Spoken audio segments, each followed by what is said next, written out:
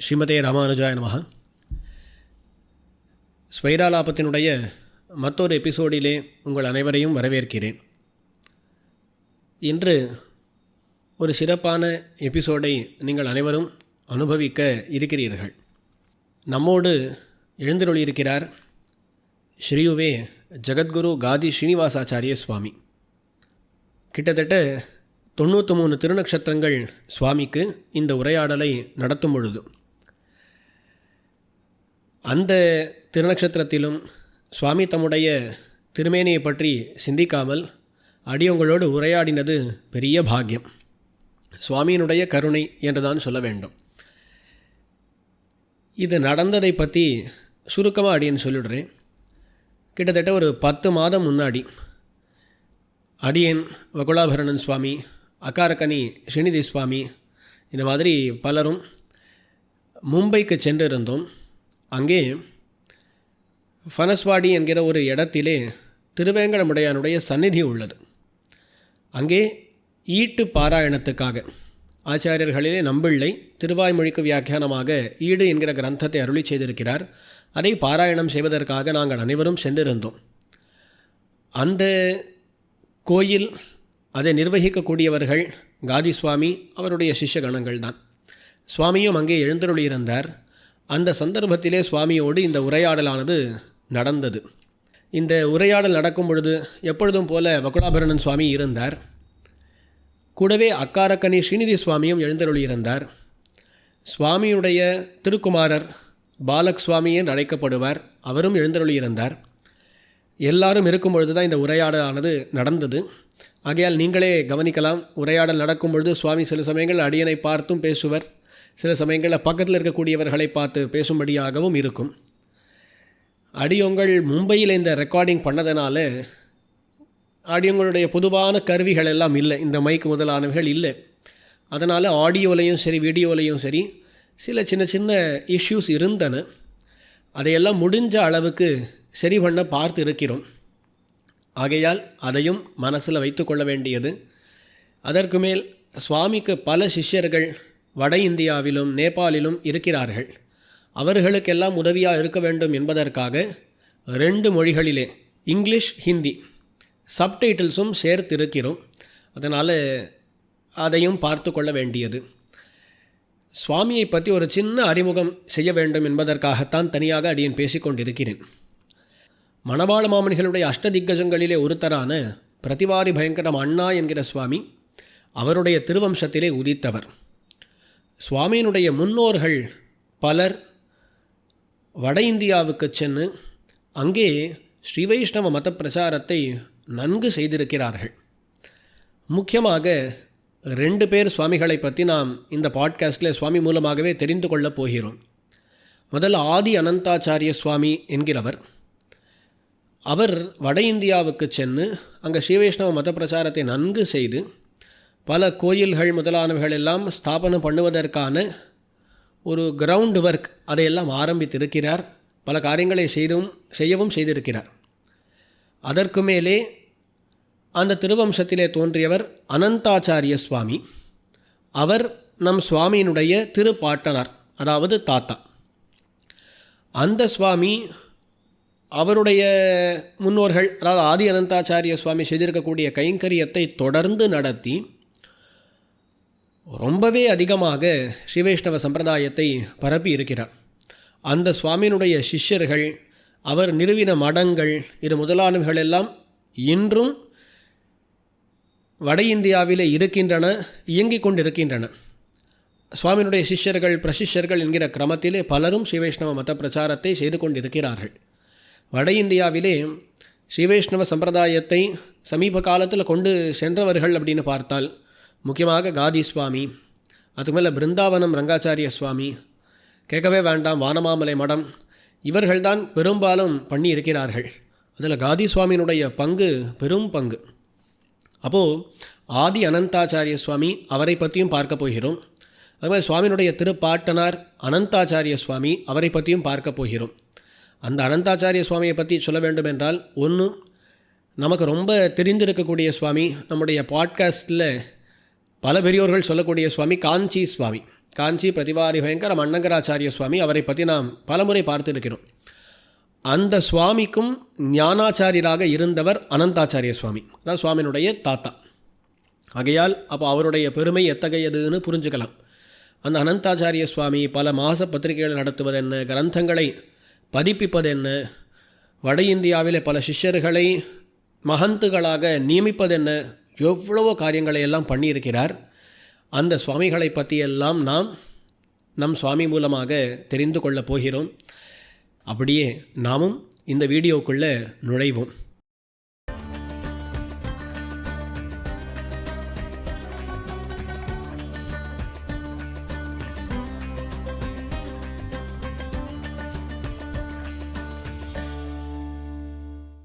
சுவாமி, இந்த நிகழ்ச்சிக்கு ஸ்வைராலாபம் அப்படின்னு பெயர் சூட்டியிருக்கோம் சுவாமி. பொதுவாக பல இடங்கள் உபன்யாசங்கள், காலட்சேபங்கள் அதெல்லாம் நடக்கிறது. அதுக்கு மேலேயும் ஒரு உரையாடல் போல இருக்க வேண்டும் அப்படின்றதுக்காக இந்த ஒரு நிகழ்ச்சி. அதில் பல பேர் பேசி உள்ளார்கள். அதில் தேவரீரை இன்று வரவேற்கிறேன் சுவாமி. அடியன் ராமானுஜதாசன். முதலேயே தேவரீருக்கு தலையெல்லாம் கைமாறியல் அப்படின்றத தெரிவிச்சுக்கிறேன் சுவாமி. முக்கியமாக உத்தர பாரதத்திலே வைஷ்ணவ மத பிரச்சாரம் பண்ணினவர்கள் அப்படின்னு சொல்லணும்னா தேவரீருடைய முன்னோர்கள் கண்டிப்பாக அதில் பிரதம கண்ணியர்களாக இருக்கிறார்கள். அது எந்த சமயத்தில் ஆரம்பித்தது அப்படின்றதை தெரிவிக்கணும். சுமார் 180 வருஷங்களுக்கு முன்பாக பெருமாள் கோயில் பிரிவாதி பயங்கரம் அனந்தாச்சார் சுவாமி இவர் வடதேசத்தில் பிரச்சாரத்துக்கு வந்தார். அவர் தான் அந்த புஷ்கரத்தில் ஒரு சந்நிதி ஏற்பாடு பண்ணுறதுக்காக தன்னுடைய சிஷ்யரான பூரன்மல் வெனரிவாலான்றவரை ஒரு பிரேரணை பண்ணார். அந்த சமயத்தில் அவருடைய பேரால் கோவிலுக்கு உண்டான நிலங்களை வாங்கினான். ஆனால் அந்த சுவாமி காலத்தில் கோவில் கட்டலை. ஆனால் அவருடைய சிஷ்யரான பூரன்மல் சேட்டு ஒரு சிம்மாசனம், பிரதிவாதி பயங்கர சிம்மாசனம் இந்த இடத்துல ஏற்பாடு பண்ணவனு தான். அத்தை தான் கத்தி காதின்ற எல்லாரும் விவரிக்கிறார். அது முதலாக இந்த பரம்பரையில் வந்து வாழ்க்கிறார்கள் காதி சுவாமின்ற இது ஏற்பட்டு வருது. அந்த சுவாமிக்கு பிறகு திருநாங்கூர் வைகுந்த விண்ணகரம் வித்யாபூஷண சுவாமிக்கு பிரபிதாமகராக என்ன ஆனன்னு நினைக்கிறேன். ஸ்ரீனிவாசாச்சார சுவாமின்னு அவருடைய பேர். அவர் இந்த கத்திக்கு ஆச்சாரியராக அவர் சிஷ்யாவை ஏற்படுத்தினார். அந்த சுவாமிக்கு அடியனுடைய பார்த்தனார் கிருஷ்ணமாச்சாரியர் பெருமாள் பிரிவாதி பயங்கரம் கிருஷ்ணமாச்சாரிய சுவாமி ஸ்வீகாரமாக வந்தார்.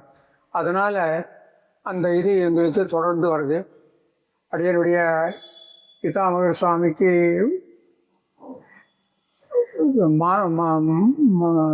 மாப்பிள்ளரான திருப்பதி புருஷ ஸ்ரீரங்காச்சார சுவாமி, அவருடைய திருத்தம்பியார் வெங்கடாச்சார சுவாமி, தான் அவருக்கு ஞானாச்சாரியர்களாக இருந்து வந்திருக்கா.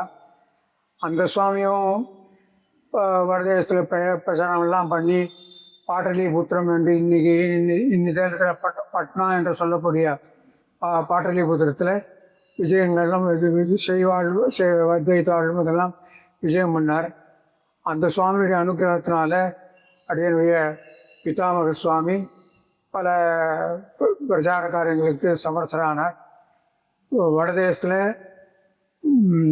முக்கியமாக முதல் அவர் வந்த என்னன்னாக்கா ஒரு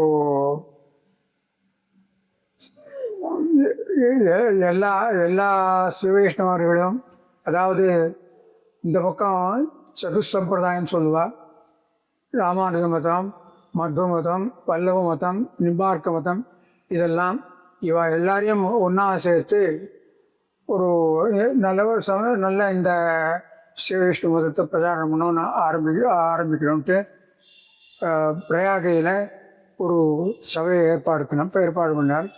அதுக்கு முதல்ல ஸ்ரீவைஷ்ணவ மகாசபான் என்ற பேர் வச்சார். அப்போது மத்திய பிரதேசில் ரீவான்ற பெரிய ராஜ்யம் இருந்தது. அதுக்கு மகாராஜாவாக இருந்தவர் தலைவராக இருந்தார். அவரை கொண்டு பல காரியங்களை செய்து வச்சார். அவர் அந்த சபை மூலமாக வடதேசத்தில் இந்த ஸ்ரீவைஷ்ணவ சம்பிரதாயத்தை நிறைய பிரச்சாரம் பண்ணார். பிரயாகையில் சபை சுவாமி, அந்த பிரயாக சபையில் நிறைய பேர் அங்கே தான் நிறைவா அந்த சம்ஸ்தானத்தினுடைய ராஜா இருந்து அவர் தலைமையில் அந்த சபை நடக்கிறது. அது பண்ணியிருக்கார். அது இல்லாமல் மற்ற இப்போ இங்கே பனஸ்வாடி கோயிலோ மற்ற இடங்கள் அதை பற்றி அடியனை தெரிஞ்சவர்கள் முதலாக ஒரு கோயில் பிரதிஷ்டை பண்ணார்னா ராஜஸ்தானில் ரோல்ன்ற கிராமத்தில் அவருடைய சிஷ்யரான துளசிராம் பூம் சுவாமியை கொண்டு ஒரு சன்னதி கட்டி வைக்கணும்னு ஆட்பாடு பண்ணார். எல்லா பொறுப்பும் சுவாமியே ஏறிட்டு அந்த சன்னதியை கட்டி முடித்து பிரதிஷ்டையை பண்ணி வச்சார். அதுதான் முதல் சன்னதியாக அடியனுக்கு நடந்தது. அதுக்கப்புறம்தான் இந்த பனஸ்வாடியில் திருவேங்கட சன்னதி. இதுக்கப்புறம் 1931 நினைக்கிறேன், இந்த ரோல்ன்ற கிராமத்துக்கு பக்கத்திலே மூண்டுவான ஒரு கிராமம். அங்கே பூர்வநாராயணன் அப்படின்னு ஒரு பெரிய சிவவைஷ்ணவர், அவரும் சுவாமியுடைய சிஷ்யான சின்னிபாய் பட்டர் என்ற இவாளுடைய பிரார்த்தனை பேர அங்கே திருவேங்கடைய சன்னதியை ஏற்பாடு பண்ணார். இந்த மாதிரி வடதேசங்களில் எல்லா இதுலேயும் பண்ணி பிறகு இந்த ஸ்ரீவைஷ்ணவ சம்மேளனன்ற அந்த சபையை சுமார் 32 வருஷ காலம் நடத்தியிருக்கார். இந்த ஸ்ரீவைஷ்ணவ சம்பிரதாய பிரச்சாரத்துக்காக பத்திரிகைகளும் வெளியிட்டார். அதில் மஞ்சுபாஷினின்ற சம்ஸ்கிருத பத்திரிகை அது முதல்ல பாட்சிகமாக அப்புறம் சாத்தாவிகமாக ஆச்சு. அது கிட்டத்தட்ட 32 வருஷ காலம் நடத்தினார். அதே மாதிரி ஹிந்தியில் வைதிக் சர்வஸ்வம் என்ற பத்திரிகை நடத்தினார். அதுவும் 32 வருஷ காலம் நடந்தது. அது மூலமாக பல ஸ்ரீவைஷ்ணவ சம்பிரதாய சம்பந்தமான கட்டுரைகளெல்லாம் வெளியிட்டு பிரச்சாரம் பண்ணார். பெரிய பெரிய மகனியர்கள், இந்த புனித ஸ்ரீரங்காச்சார சுவாமி, மண்டயம் அனந்தாழ்வான் சுவாமி, இப்படி குன்னபாக்கம் ஸ்ரீமாச்சார சுவாமி, இவாளுடைய இதெல்லாம் பெருமைகளெல்லாம் வெளிப்படுத்தி அந்த பத்திரிகையில் எல்லாருக்கும் அறிமுகப்படுத்தி வச்சார். இப்படி அவருடைய வாழ்க்கை நம்ம விசிஷ்டாத்வைத ஸ்ரீவைஷ்ணவ சம்பிரதாய பிரச்சாரத்துக்காகவே கழிந்தது. கடைசியாக அவர் 12 வருஷ காலம் தொடர்ந்தா போல தன்னுடைய சொந்த ஊரான காஞ்சிபுரம் கூட போய் சேராமல் எப்படியா நம்ம எம்பெருமானார் ஸ்ரீரங்கத்தை விட்டு 12 வருஷ காலம் வெளியிலிருந்து நமக்கு எல்லா உதவிகளும் பண்ணாரோ அந்த சுவாமியும் அந்த மாதிரி 12 வருஷ காலம் பிரச்சாரம் பண்ணி இது பண்ணார். அவருக்கு வடதேச சிஷ்யாக பலர் இருக்கா. முக்கியமான தேவ சாட்சமாதி பெருமாள் கோயில் பிரதிவாதி மந்திரம் ஜெகதாச்சாரிய சிம்மாசனாதிபதி ஸ்ரீமான் ஊவே அனகராச்சார சுவாமி அவருக்கு பிரதான சிஷ்யராக இருந்து அவருக்கு உசாத்துணையாகவும் இருந்திருக்கார். அப்படி அந்த சுவாமியுடைய பௌத்தனாக இருக்க முடியாத பாக்கியம் அடியனுக்கு கிடைத்தது. என்ன சுவாமி, அப்போது அந்த முதல் பெரிய அனந்தாச்சாரிய சுவாமின்னு சொல்கிறாரு, அவரை பற்றி ஏதாவது தகவல்கள் உண்டா? அந்த சுவாமி அந்த காலத்திலே 4 பாஷையில் நல்ல ஞானம் பெற்றிருந்தாரோ, 4 பாஷையிலும் உபன்யாசம் பண்ணக்கூடிய திறமை பெற்றவராக இருந்தார். அந்த சுவாமி பத்ரிகாசிரம யாத்திரை பண்ணணும்னு கிளம்பினாராம். அவரோடு கூட இப்போது பிரசித்தமாக இருக்கிற பிருந்தாவனம் கோவர்தனர் வெங்காச்சார சுவாமி இவரும் அந்த அவருடைய யாத்திரையில் கலந்துன்றது. பின்னிட்டு அவர் தனி வழி போய் பிருந்தாவனம் சேர்ந்து அவர் அந்த இது பண்ணார்.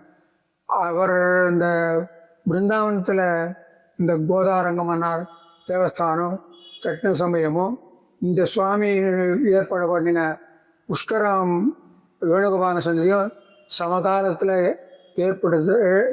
ஏற்பட்டதாக ஒரு செய்தி தெரிய வருது. அந்த சுவாமி பிரச்சாரம் பண்ணி வருகிற சமயத்தில் அவர் குறிப்பாக இந்த திசையில் தான் போனோம், இந்த வழியில் தான் போனதாக தெரியல. அவர் பாட்டுக்கு பிரச்சாரம் பண்ணிட்டு போனார். பெல்லாரியில் பொது சபையில் அவர் உபன்யாசம் பண்ணாராம். அப்போது அங்கே இருந்த வெளிதேசத்தை சேர்ந்த கலெக்டர் இந்த சுவாமியுடைய இதெல்லாம் கேட்டு வைபவங்கள்லாம் கேட்டு இவருக்கு ஒரு பாதுகாப்பு, அதாவது ஆயுதப்படையோட பாதுகாப்பு 2 போலீஸ்காரர் அந்த காலத்தில் நிறுவனர். அதே பிரகாரம் அந்த சுவாமி பல இடங்களுக்கு யாத்திரையாக போயின்னு இருந்தார். அந்த சமயத்தில் ஜோத்பூரில் ஒரு நாதபந்துன்னு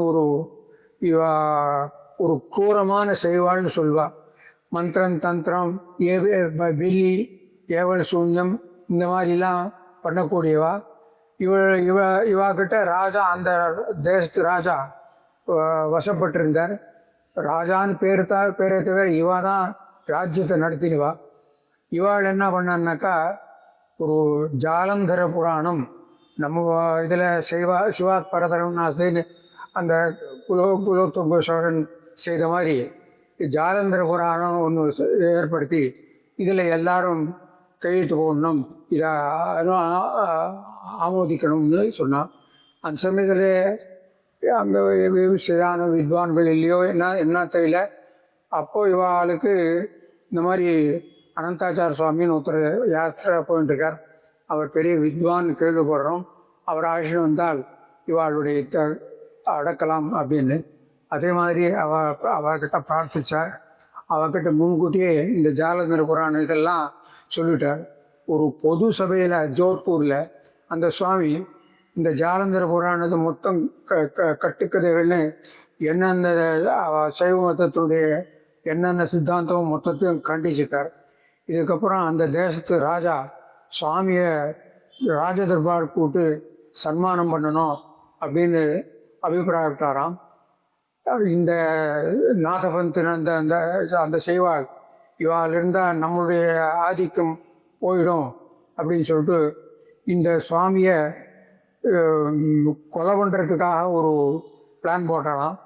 அந்த சமயத்தில் இந்த ராஜவம்சத்தையே சேர்ந்தவாள், அந்த அரச பதவிக்கு உரிமை பெற்றவாள் சில பேர் இந்த விஷயத்தை தெரிஞ்சுட்டு சுவாமிகிட்ட வந்து ஏகாந்தமாக பிரார்த்தனை பண்ணி இந்த மாதிரி இவாள்லாம் துஷ்டத்தனம் பண்ணுறா, தேவருடைய உயிருக்கு ஆபத்தில் ஆறுது, அதனால் இந்த ஜோத்பூர் ராஜ்யத்தை விட்டு வெளியே விடணும்னு சொல்லி அவளே வழிகாட்டி காட்டு வழியாக ஆஷின்னு வந்து இந்த அஜ்மீர் சமஸ்தானத்து எல்லைக்கு கொண்டு விட்டா. அங்கே அவர் புஷ்கரத்துக்கு வந்து எந்த இடத்துல தங்கினாரோ அது ராமானுஜ கூட்டம்னு இன்னிதனும் இருக்குது. அது அப்புறம் தன்னுடைய சிஷ்யரான இந்த பூரன்மல் கணேரிவாளரை கூப்பிட்டு இது பண்ண போது தான் இந்த மாதிரி அவருக்கு வந்து இந்த கோவில் கட்டணும் அப்படின்னு சொன்னார். அதை கத்தி ஸ்தாபனம் பண்ணார். இப்படி அந்த பெரிய அனந்தாச்சாருடைய இது நமக்கு கிடைச்சவை எதுவும் ரெக்கார்டுன்னு கேட்டாக்கா கிடைக்காது. இந்த பத்திரிகைகள் வந்தது அந்த காலத்தில். இந்த ஸ்ரீ விஷ்ணு மகாசபான்ற பத்திரிகை அது 2 வருஷம் இருந்தது. அதுக்கப்புறம் ஸ்ரீ விஷ்ணு மகாசம்மேளன் அதே பத்திரிகை நடந்தது. அதெல்லாம் சில சமாச்சாரங்கள் அது மூலமாக இதெல்லாம் தெரியுது. சுவாமி அது வரையிலும் காஞ்சிபுரத்தில் தான் இருந்திருக்கா. அந்த சுவாமி தான் முதல் முறையாக அப்படி யாத்திரைக்கு எழுந்திருக்கும் போது இந்த பல இடங்களில் கத்திகள் இதெல்லாம் ஸ்தாபனம் பண்ணி அவர் தான் அந்த முயற்சியை ஆரம்பிக்கிறார் இல்லையா சுவாமி? அது வளர்த்த இதைத்தான் இந்த மாதிரி அனந்தாச்சாரிய சுவாமி, அதாவது தேவர் திருப்பாட்டினார், அதை இன்னும் பெருசாக வளர்க்குறாங்க. இப்போ நம்ம பார்க்கக்கூடியவர்களுக்கு சுவாமி பின்னாடியே திருவுருவப் படத்தில் சேவை சாதிக்கிற அவர் தான் அனந்தாச்சாரிய சுவாமி, சுவாமியுடைய திருப்பாட்டனார். சுவாமி அந்த சுவாமி பற்றி வேறு ஏதாவது செய்திகள், தகவல்கள் ஏதாவது உண்டா சொல்லுங்க. இவர் யோக இதையும் பிரசித்தராக இருந்தனால் கேள்வி. அப்படி பல பேருக்கு இந்த யோக விஷயமா சொல்லி அவளுக்கு ஏதோ நோய் இருந்து அதெல்லாம் நீங்கினதாகவும் ஒரு சமாச்சாரம் கேள்விப்பட்டிருக்கோம். அந்த சீதாராம் பாக் அதை பற்றி, அந்த கோயிலை பற்றி அனங்கராச்சார சுவாமி எழுதியிருக்கார். அது அந்த சீதாராம் பாக்கு இந்த அனந்தாச்சார சுவாமி காலத்தில் ஏற்படவில்லை, அந்த பெரிய அனந்தாச்சார சுவாமி காலத்தில் ஏற்படுகிறார். இப்போ அந்த சன்னதியை நிர்வகிக்கிற சொல்லியிருக்கார். அந்த சுவாமி இந்த இந்த சீதாராம் பாக்கில் தேவபெருமாள் சன்னதி நிர்மாணம் பண்ண பிற்பாடு தான் புஷ்கரத்திலேயே அந்த வேணுகோபாலன் சன்னதி நடந்ததாக சொல்லியிருக்கார். அப்படி தேவரீர் திருப்பாட்டினாரை சேவிச்சது உண்டா சொல்லி? ஞாபகம் இல்லை. 5 வயசு வரைக்கும் இருந்ததாக கேள்வி. சரி சரி. அடியனுடைய தாயார் சொல்லியிருக்கா, அவ்வளோதான் தெரியும். அடியனுக்கு அந்த சுவாமி எந்த ஞாபகமும் இல்லை. அடி ஸோ அதுக்கப்புறம் தேவரீருடைய பால்யம், அந்த வித்யாபியாசம், அதை பற்றி கொஞ்சம். அடியன் முதல்ல காஞ்சிபுரத்தில் 6ஆம் கிளாஸ், அந்த காலத்தில் 6ஆம் கிளாஸு ஸ்டாண்டர்ட்னு சொல்லுவாள். 5 கிளாஸ் வரைக்கும் 5 கிளாஸ்னு சொல்லுவாள், 6ஆம் கிளாஸு ஸ்டாண்டர்ட்னு சொல்லுவாள். அது வரைக்கும் ஸ்கூலில் படித்தேன். பச்சைவா ஸ்கூல் செகண்டரி ஸ்கூல் இருந்தது, அதில் படித்தேன். அதுக்கப்புறம் தனியாக ஆற்றுலேயே சம்ஸ்கிருத பாஷை இதெல்லாம் படித்தேன். அதுக்கப்புறம் தான் திருப்பதி தேவஸ்தானம் நடத்தின அந்த பாடசாலை. இந்த பாடசாலையும் அந்த புரிய ஸ்ரீரங்காச்சார சுவாமி தான் ஸ்தாபனம் பண்ணார். அப்போது பெரிய பெரிய வித்வான்கள்லாம் அங்கே இருந்தால் அவளெல்லாம் வச்சுட்டு அந்த பாடசாலை நடத்துகிறார். அது காலக்கிரமத்தில் எப்படியோ மாறி போச்சு. அடியான்கள் 1942 53 வரைக்கும் அங்கே தான் வாசித்தேன். நியாய சிவமணி பாஸ் பண்ணேன். அடியனுடைய அத்தை அங்கே அந்த ஊரில் இருந்தால் அத்தையாத்தில் தான் இருந்தேன். தேவர்களெல்லாம் தெரிஞ்சுக்கும். திருப்பதி வித்வான் என்ற பிரசித்தமான கிருஷ்ணமாச்சார சுவாமி, திருமலை அனந்தாள் பிள்ளை, புன்னவாக்கம் திருமலாச்சார சுவாமி அடியனுடைய சகோதரனுடைய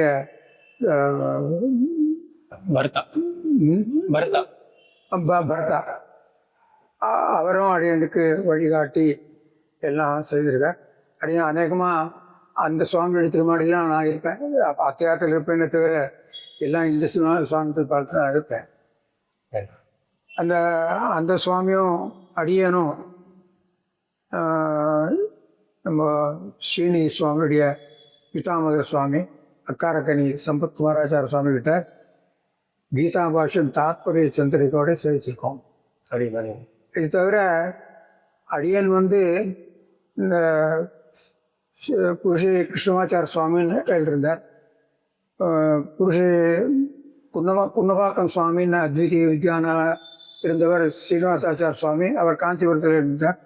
அவருக்கு அவர் இந்த புருஷ கிருஷ்ணமாச்சார சுவாமிக்கு ஞானாச்சாரர். அவர்கிட்ட அடியன் 2 வருஷ காலம் சிவாஷ காலக்ஷேபம் பண்ணேன். அதுக்கப்புறம் இந்த ஸ்ரீஜி சுவாமியுடைய பாட்டனார்கிட்ட சாசனா பாஷ்யம், தத்துவத்திரயம், கீதா பாஷ்யம் இதெல்லாம் காலக்ஷேபம் பண்ணேன். சரி. அதில் அவளோட பழகும் போது ஏதாவது ஒரு நினைவுக்கு வரக்கூடிய நிகழ்ச்சி ஒன்று சொல்லுங்கள். எதுவும் மறந்து போச்சு. முக்கால்வாசி எதுவுமே நினைவு இருக்குது. மறதி ஜாஸ்தியாக போய் எப்போனா ஞாபகம் தான் வந்தது, இல்லைன்னா இல்லை. காஞ்சி அன்னங்கராச்சார சுவாமியுடைய பரிச்சயம் நிகழ்ச்சிலாம் இருந்து கொஞ்சம் அடியன்கிட்ட அந்த சுவாமி பிரீத்தி அது என்னென்னா சொல்லலாமோ அவ்வளவும் வச்சுருந்தார். அந்த சுவாமி நம்பிள சந்தியில் வீடு காலக்ஷேபம் பண்ணிருந்தார். அடியனும் அந்த காலக்ஷேபத்தை அன்வைச்சிருக்கேன். அது தவிர திருவாளியில் அப்பப்போ கூட்டியதான யுத்தங்களை சொல்லிட்டு இருப்பேன். அந்த மாதிரி சரி. ஸோ நடுவில் முன்னாடியே கேட்டுக்கணும். தேவர் திருப்பாட்டனார் பற்றி தெரிஞ்சுக்கணும். அப்புறம் திருத்தகப்பனாரை பற்றி திருத்தபுராவரம் திருப்பதியிலே தான் அந்த பாடசாலையில் தான் அப்படி பிதாமருடைய மாமாக்கள் 2 பேர், மொத்தம் 4 பேர் மாதுளர்கள் இருந்தால் அதில் ஸ்ரீரங்காச்சார சுவாமி, வெங்கடாச்சார சுவாமி இவர்கிட்ட தான் அடியணி பிதாமகரும் எல்லா சாஸ்திரங்களும் படித்தா. அடியணி தகப்பனாரும் அங்கே தான் அவர்கிட்ட தான் படித்தார். ரோல் ஒன்று சொன்னேன். இங்கே ரங்கநாதன் பிரதிஷ்டாச்ச அப்போது வன்புரோத்தமன் சன்னதியில் அங்கேருந்து ஒரு பேரர் அபிமானஸ்தலமாகிறதுக்காக அவர் தாத்தா ஏழை பண்ணிருக்கார். வழிநடையாகவே அங்கங்கே திருவாராதனங்கள் எங்கும் குறையாமல் நடந்து வந்து அந்த ரோல் கிராமத்தில் அங்கே சன்னதி பிரதிஷ்டையானதும் அபிமான ஸ்தலமாக்குறது அந்த பெருமாள் அங்கே எழுதினார். தேவபெருமாளுடைய ஒரு ஸ்ரீசட ஓப்பனமும் அந்த காலத்தில் அவருக்கு வால்நபி விழுந்ததுனால ஏழை பண்ணி அவரையும் அந்த அபிமான ஸ்தலமாக்குறதுக்காக ஏழை பண்ணார். அந்த ஸ்ரீரோகன் மட்டும் அங்கேயே ஏழ்ந்தார். அது ஒரு பெரிய தௌர்பாகியம். அந்த ஊர் சுற்றுப்பட்ட ஊர் மொத்தம் கோவில்களில் திருடி நடந்தது. அப்போ அந்த ஸ்ரீரோகனும் அந்தர்தானமாயிட்டார். அப்புறம் அந்த புருஷோத்தமன் தான் சொன்ன திரும்பி எழுதி காஞ்சிபுரத்தில் அண்ணா சந்தியில் ஏழை பண்ணிட்டார். இப்போ அங்கே காஞ்சிபுரத்தில் அவர் தான் சேவை சாதிக்கிறார். அண்ணா சந்தி சம்பிரோட்சணம் வைகுண்ட பெருமாள், காஞ்சிபுரம் வைகுண்ட விண்ணகரம் அந்த பெருமாள் எழுதி அபிமான ஸ்தலமாக்கினார். ஒரு இது கிட்டத்தட்ட அந்த அண்ணா சந்தியும் அண்ணா சன்னதி வந்து அவருடைய பிரபிதாமகர் கிருஷ்ணமாச்சார சுவாமி அங்கே ஒரு சின்ன வீட்டை வாங்கி அங்கே அண்ணாவுடைய மூல விக்கிரகம் மட்டும் பிரதிஷ்டை பண்ணி திருவாராதனம் பண்ணியிருந்தார். அடியருடைய பிதாமகர் இன்னும் சில இடங்களையும் வாங்கி அதை இப்போ இருக்கிற மாதிரியா விமானம், அர்த்த மண்டபம், பிராகாரம் இதெல்லாம் சேர்த்து கட்டி மூலவரையும் ஏழை பண்ணி அந்த உற்சவரையும் ஏழை பண்ணி உற்சவங்கள்லாம் நடத்தினாங்க. அந்த காலத்தில் பிராகாரம் எல்லாம் திறந்த வழிதான் இருந்தது. அந்த மகாமண்டபத்துக்கு முன்னே எல்லாமே திறந்த வழி தான் இருந்தது. பின்னிட்டு தான் முன்மண்டபம் மட்டும் கட்டினது. அடியனுடைய தகப்பனார் காலத்தில் அந்த முன்மண்டபம் கட்டினது. அதுக்கப்புறம் மற்ற இதெல்லாம் கட்டினது. இப்போ மொத்தமுமாக மாறி போய் ராஜஸ்தான செயலியில் மண்டபம் ஏற்படுத்துது. அது சிஷ்யாஸ்திரஸ்ன்னு வச்சுட்டு அவள் தான் இதெல்லாம் முனைஞ்சி எல்லாம் பண்ணார். அடியன் அதிகமாக இதெல்லாம் கிரகிச்சிக்கிற அளவில் இல்லை. அந்த மாதிரி எல்லாம் அடியானுடைய பையன் இந்த சிஷ்யாவோடு சேர்ந்துட்டு எப்படி பண்ணணுன்றதெல்லாம் இது பண்ணி அவசியம். இப்போ நாம் பேசுவதே இந்த பனஸ்வாடி கோயில் பக்கத்தில் தான் இருந்து பேசிட்டு இருக்கோம். இந்த கோயில் இதை பற்றி ஏதாவது விசேஷங்கள் இங்கே இப்போ கைங்கரியங்கள் நடக்கிறது இதை பற்றி தெரிவிக்கணும். ஆரம்ப காலத்தில் அடியனுடைய பிதாமகரே தன் சொந்த செலவில் இந்த கோவிலை நடத்திருக்கார். ஒரு 5-6 வருஷ காலம் நடத்திருக்காருன்னு இருக்கேன். அதுக்கப்புறம் தான் ட்ரஸ்ட் பண்ணி சிஷ்யாலெல்லாம் கூப்பிட்டு ஒரு சபையை நடத்தி ட்ரஸ்ட் ஏற்படுத்தினார். 1935 வருஷம் இந்த ட்ரஸ்ட் ஏற்பாடு. அது மூலமாக தான் இதெல்லாம் நடக்குது. பின்னிட்டு பல அபிவிருத்திகள் நடந்தது இந்த சன்னதியில். அநேகமாக அவருடைய பிதாமகர் காலத்தில் எல்லா உற்சவம் நடந்திருக்குது. அதுக்கப்புறம் அவர் சங்கல்பித்த ரத நிர்மாணம் அது நடந்திருக்குது. இந்த சந்நிதியும் கூட பிதாமகர் காலத்தில் பிராகாரமெல்லாம் இப்போ மூடி இருக்குது. இந்த மூடியும் கிடையாது. இந்த முன் மண்டபம் இருக்குது. இப்போ இது வாகன மண்டபம்ன்ற வேலையா இதுவும் திறந்த வழியாக தான் இருந்தது. இதெல்லாம் பின்னிட்டு தான் கட்டி முடிச்சிருக்கு. 1927 ஜூன் மாதம் 10 பிரதிஷ்டனாச்சு.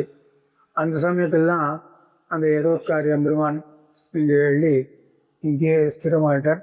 இங்கே சக்கரத்தாழ்வார் ஒருத்தர் இருக்கார் நரசிம்மர் பக்கத்தில். இவர் திருநாங்கூர்லேருந்து ஏழின சக்கரத்தாழ்வார். அது அபிமானஸ்தவந்ததாக எழுந்தார். 2 பேரும் இங்கே எழுதிருக்கா. இந்த இருபத்துக்காரிக்கு மாதம் புனரசு நட்சத்திரம் நடக்கிறது. கார்த்தால வேளை திருமணம் நடக்கும், சாயங்கால வேளை கோவில் புறப்பாடு நடக்கும். ஒருவேளை திருவேங்கடையானுடைய இதான உற்சவங்கள் இருந்தாக்கா இந்த கார்த்தால திருமணத்தோடு இருக்கும், புறப்பாடு இருக்காது. இவருக்கு தான் தேவை திருவேங்கடையாக தான் இருக்கும். முக்கியமாக இப்போது பகவத் விஷய மகோத்சவம் நடக்குது. இது ஆரம்பித்ததுக்காக சொல்லிவிடுறேன். சாதாரண வருஷம் மணவாள மாமனிக்கு 60,000 வருஷம் எல்லா இடத்துலையும் கொண்டாடினான். இது திவ்ய தேசமாக இருக்கட்டும், மட்டம் மந்திரம் எதுவாக இருந்தாலும் பண்ணான். அந்த சமயத்தில் இங்கேயும் மணவாள மாமனிக்கு 10 நாள் உற்சவம் நடந்துருந்தது. அநேகமாக அது பிரம்ம உற்சவத்தோடு சேர்ந்தே வரும். 6ஆம் நாள் இது சாத்திரையாகும். இங்கேயும் ஏதான ஒரு 600 திருஷ்டத்தை ஏதான விசேஷ உற்சவம் நடத்தணும்னு டிஎன்சி நரசிம்மாச்சாரன் இருந்தார். அவர் திருநாராயணபுரத்தில் மாப்பிள்ளையாக போனார். அங்கே ஈடு உற்சவம் நடக்குது, அந்த மாதிரி இந்த சந்தையும் நடத்தணும் அப்படின்னா. அப்போது அங்கே இதில் திருநாராயணபுரத்தில் சம்பத் பட்டாச்சார சுவாமி பிரதான பட்டர் இருந்தார். அவருக்கு தெரியப்பட்டு அவர் இந்த கிரமங்கள்லாம் எழுதி அனுப்பிச்சார். அப்போதிலிருந்து இந்த ஈடு உற்சவம் நடக்குது.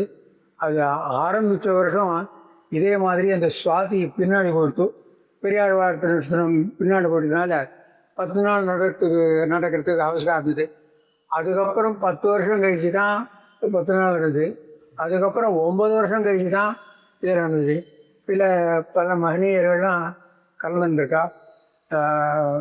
இவருடைய பிதாமகர் சம்பத் பாரதார சுவாமி, அப்புறம் திருநாங்கூர் வைகுந்த விண்ணகரம் பிராத்தாக்கள், அங்கே திருநாராயணபுரத்தில் வீட்டி திருநாராயணர் திருவாழபுரி ஆசிரியன் அந்த சுவாமி கலந்துருக்கார். இப்படி புலரோகம் பாஷ்யக்கார சுவாமி, தேசி ரங்கராஜா சுவாமி, இப்படி அதுக்கப்புறம் கூட பெரிய பெரிய மகான்கள்லாம் கலந்து வந்திருக்கா.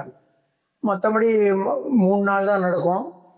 இங்கே இருக்கிற ஆள் வச்சுட்டு நடத்துட்டு கோயில் திருவாய்மொழி கிராமத்தில் சேவிக்காங்க. உடையவருடைய சகசிரமானோற்சவ சமயத்தில் பெரிய யாத்திரையா எம்பெருமானாருடைய பெருமையை பாரதமெங்கும் பரவ செய்தது. அதை பற்றி தெரிவிக்கணும். அது எங்கேருந்து ஆரம்பிச்சது, எப்படி? இது ஒரு அதிசயமான விஷயம்தான். எம்பெருமானாருக்கு 1000வது திருநட்சத்திரத்தை எல்லா இடத்துலையும் ரொம்ப விமர்சையாக கொண்டாடணும்னு இது பேச்சு நடந்துன்றது போது அடியன் மனசில் பட்டுது. அடியனுடைய பாட்டனார் பெரிய பெரிய யாத்திரைகள்லாம் பண்ணி விசாரணைலாம் பண்ணிருக்கார். நாம் ஒன்றுமே பண்ணலை. இந்த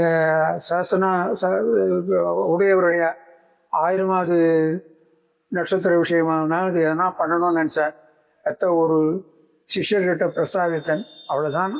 அவள் மொத்த ஏற்பாடும் பண்ணி முன்கூட்டியே எல்லாருக்கும் தெரியப்பட்டு இந்த மாதிரி நடக்கிறது. உடையவர் அப்போது தனியாக ஒரு உடையவரை பிரதிஷ்டாபனை பண்ணி நம்ம திருச்சேரியில் தானே, திருச்சேரியில் சாரணானந்த சந்தி பிரதான அர்ச்சகர் ராமபட்டர் அவர் மூலமாக அங்கேயே பிரதிஷ்டை பண்ணி அந்த திவ்யமங்கிரவர்களுக்கு தான் யாத்திரை பூரா ஏக பண்ணிட்டு முன்கூட்டியே எல்லாம் இருந்தது. கிட்டத்தட்ட 75 ஊருக்கு பிரச்சாரமாக போனோம், நேபாளும் சேர்ந்து. சரி. தமிழ்நாட்டில் வந்து சேலம், கோயில், சென்னை இந்த 3 இடம் தான். மற்றதெல்லாம் வடதேச யாத்திரை தான். அது எல்லா ராஷ்டிரங்கள், எல்லா மாநிலங்களும் ஒரு மாதிரி. எல்லா மாநிலங்களும். நேபாளத்தில் ரொம்ப விசேஷம். அங்கே அங்கே போய் பார்த்தா தான் அங்கே ஸ்ரீ வைஷ்ணவ தர்மம் எப்படி பிரச்சாரமாக இருக்குதுன்னு தெரியும். அவ்வளோ நிஷ்டையோடு இருக்காங்க. இந்த நேபாள தேசத்தில் ஆரம்பித்தது பீகார் எல்லையில் ஒரு ஊர் இருக்குது, அங்கேருந்து தான் ஆரம்பிச்சது. இது முதல்ல அந்த ஊர், அந்த நேபாள எல்லை நுழைஞ்சது ஹைட்டோண்டான்னு ஒரு ஊர். அங்கேயும் ஸ்ரீ வைஷ்ணவ இது இருக்குது. கேண்டாகோட்னு ஒரு சின்ன கிராமந்தான், நாராயணகட்டுன்னு பெரிய இது. அதிலேருந்து அந்த கேண்டாகோட்னு வரும். அங்கே ஒரு சிஷ்யர் வந்து ஒரு அழகிய சிங்கர் சன்னதி கட்டிருக்கார். இந்த நாராயணகட்டிலேருந்து அந்த ஊர் நுழையிற சமயத்தில் இந்த யாத்திரையில் அந்த ஊர் ஜனங்கள் எப்படி வரத்தான்னாக்கா, வீட்டு வாசலில் ஒரு டேபிளை போட்டு 2 கும்பத்தை வச்சு, பூண்ட கும்பத்தை வச்சு, உடையவரை ஃபோட்டோவை வச்சு, திருவிளக்கை வச்சு இப்படி இது பண்ணான். அங்கே ஆரம்பத்துலேருந்து கடைசி வரைக்கும் அது பண்ணான். அடியனுக்கு மற்ற எதுவும் மனசில் இதுவாகலை. இவ்வளோ தூரம் பண்ணிருக்காளேன்னு. எங்கே போனாலும் இந்த யாத்திரை ரசம்னு அது வந்து ஆரம்பமானது திருமலையில் தான். அங்கே புதுவாட்டி இருக்கிற மட்டம் இருக்குது. அங்கே ஜூன் மே 11 நினைக்கிறேன். அந்த சமயத்தில் அங்கிருந்து தான் ஆரம்பிச்சிது. அந்த யாத்திரை வண்டியில் தான் அந்த உடையவரை ஏழை பண்ணி இது பண்ணுது. எங்கே போனாலும் இந்த ஸ்ரீ வைஷ்ணவால் இந்த வண்டியை மடக்கிடுவாங்க. நாங்கள் சொல்லணும் மடக்கின மடக்கி அங்கே உண்டான இதெல்லாம் பண்ணி செய்தேன். அது ரொம்ப அனுபவிக்க வேண்டிய விஷயம். என்னுடைய பிதாமகருக்கு 2 முக்கியமான சிஷ்யர். ஒருத்தர் வந்து பீகார்காரர், அவர் திருதண்டி சுவாமின்னு பிரசித்தமாயிட்டார். விஸ்வக்சேதாச்சார்னு பேர். அவர் வந்து இந்த சந்நிதி சம்பிரோட்சண சமயத்தில் இங்கே அதனுடைய பிதாமகர்கிட்ட சன்னியாசாசிரமம் பண்ணேன். ஒரு ஊரில் ஒரு ராத்திரி தான் இருக்கணுன்ற அந்த ரீதியா அந்த கிராமிக ராத்திரி அதை பரிபாலனை கொண்டு போனவர். அவரால் பீகார் இதெல்லாம் பிரச்சாரமாச்சு. இன்னொரு நேபாளக்காரரே ஒருத்தர் கமலநாச்சார் பேர், அவரும் தாதாவுடைய ஆசிரியர். அவர் அஸ்ஸாம், பூட்டான், சிக்கிம், நேபாள் இந்த 4 பிரதேசத்துலேயும் ஸ்ரீவிஷ்ணு தர்மத்தை பிரச்சாரம் பண்ணார். இன்றைக்கும் அங்கே வந்து நிறைய ஸ்ரீவிஷ்ணு, அதாவது இந்த பிரதிவாதி பயங்கர மட்டத்தை சேர்ந்த சிஷ்யர்கள் நிறையா பேர் இருக்கா.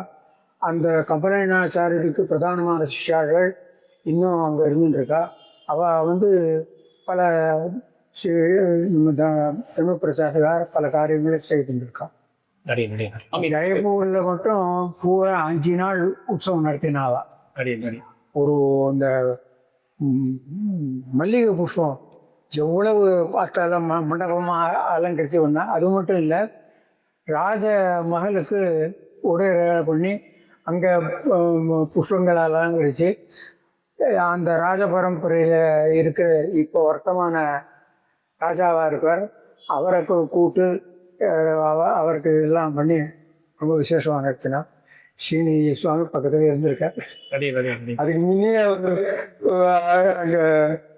அங்கே ஒரு இப்போ இந்த பெரிய ஜீச்சு ஸ்ரீமநாதஜி சுவாமி ராமகத்து ஸ்தம்பம் பண்ண மாதிரி அது ஜெய்ப்பூரில் ராமானுஜ விஜயஸ்தம்பம் கட்டினார். நம்ம இப்போ வர்த்தமான பிருந்தாவனம் கோவர்தன் ரங்காச்சார சுவாமி சன்னித இதுதான் அது பிரதிஷ்டையாச்சு. நம்ம ஸ்ரீனி சுவாமி அதெல்லாம் இது பண்ணு. சித்திரக்கூடத்துலேயும் இந்த வடக்க பீகார் வரைக்கும் எங்கள் பிதாமகருடைய இந்த விஷத்சேனாச்சாரத்திலேருந்து சுவாமி அவருடைய சாட்சாத் சிக்ஷர் லக்ஷ்மி பிரபன்னஜியர்னு பேர். இவர் தான் பொறுப்பெடுத்து நடத்தினார். சித்திரக்கூடத்தில் இந்த அது என்ன காமதா பர்வத்தமா அங்கே தான் நம்ம சக்கர திருமன் பிராட்டியுடைய அங்கே தான் பரதன் ஏடி பிரார்த்திச்சு பெருமாளை அயோத்திக்காக கொண்டு வர அந்த இடங்கள் எல்லாம் பூரா இந்த பெருமாள் உடையவருடைய புறப்பாடு நடந்தது. ஸோ இப்போ மேலே இந்த மாதிரி ராமானுஜ சம்பிரதாயத்தை பிரச்சாரம் பண்ணணும்னு ஆசைப்படக்கூடியவர்களுக்கு தேவரியுடைய உபதேசம் இளவர். இப்போ தேவரையர் போலவா எப்படி இந்த சுயராலாபமும் நடத்ததோ அதே மாதிரி நடத்தி எல்லாருக்கும் உற்சாகத்தை ஏற்பாடு நடத்தினாக்கா அது தன்னால் அபிவிருத்தி அடையும் அடியனுடைய அபிப்பிராயம். அடி சுவாமி, அடியவங்களுடன் இவ்வளவு நேரம் உரையாடினதுக்கு தலையெல்லால் கைமாறிலேன் அப்படின்றத தெரிவிச்சுக்கிறேன். அடியனுக்கு இந்த வாய்ப்பு கொடுத்ததுக்காக தேவதையர்களுக்கு நன்றி செலுத்தி விட்டுருக்கேன். எம்பெருமானார் திருவிடையாசனம் வாழி எழுதாசனம் வாழி எழுத்தாசன் வாழி எழுத்தாசன். சுவாமியே தேவரினுடைய கட்டாட்சம் அடியவங்கள் மேலே எப்பொழுதும் இருக்க வேண்டும் அப்படின்றத பிரார்த்திச்சுக்கிறேன். அடியேன் இவ்வளவு நேரம் சுவாமி நம்முடன் பல விஷயங்களை தெரிவித்தார். இவ்வளவு திருநட்சத்திரத்திலும் இவ்வளவு உற்சாகத்துடன் இவ்வளவு கைங்கரியங்களை பண்ணி கொண்டிருப்பதுன்றது நம் அனைவருக்கும் பெரிய இன்ஸ்பிரேஷனாக இருக்க வேண்டும். எவ்வளவோ மகனீயர்களை பார்த்தவர் சுவாமி. அவருடைய கட்டாட்சம் நம்மேல் பட்டதுன்றதே பெரிய பாக்கியம்தான். அது மட்டும் இல்லாமல் நீங்கள் கேட்கக்கூடியவர்கள் எல்லாம் சுவாமி திருவாய் மூலமாகவே எல்லா விஷயங்களும் கேட்க பெற்றீர்கள் அப்படின்றது பெரிய பாக்கியம். அதனால் அதிலேருந்து நாம் எடுத்துக்கொள்ள வேண்டியது நிறைய இருக்கு. சுவாமியினுடைய திருப்பாட்டனார் பெரியனந்தாச்சாரிய சுவாமி இவர்களிடமிருந்து நாம் கற்றுக்கொள்ள வேண்டிய பாடங்கள் அவ்வளவு இருக்கு. அதையெல்லாம் நீங்கள் மனசிலே கொள்வீர்கள் அப்படின்னு நம்புகிறேன். மற்றொரு எபிசோடில் நாம் சந்திப்போம். ஸ்ரீமதே ராமானுஜாய நமஹ. அடியோங்கள் செய்து வரும் இந்த தொண்டிலே நீங்களும் பங்கு பெற நினைத்தால் உங்களுக்கு விருப்பமுள்ள தொகையை இங்கே கொடுக்கப்பட்டிருக்கக்கூடிய லிங்க்ஸ் மூலமாக செலுத்தலாம். வேறு விதமாக உதவ வேண்டும் என்று நினைத்தால் கொடுக்கப்பட்டிருக்கக்கூடிய கான்டாக்ட் டீட்டெயில்ஸ் மூலமாக தொடர்பு கொள்ளவும். அடியேன் ராமானுஜதாசன்.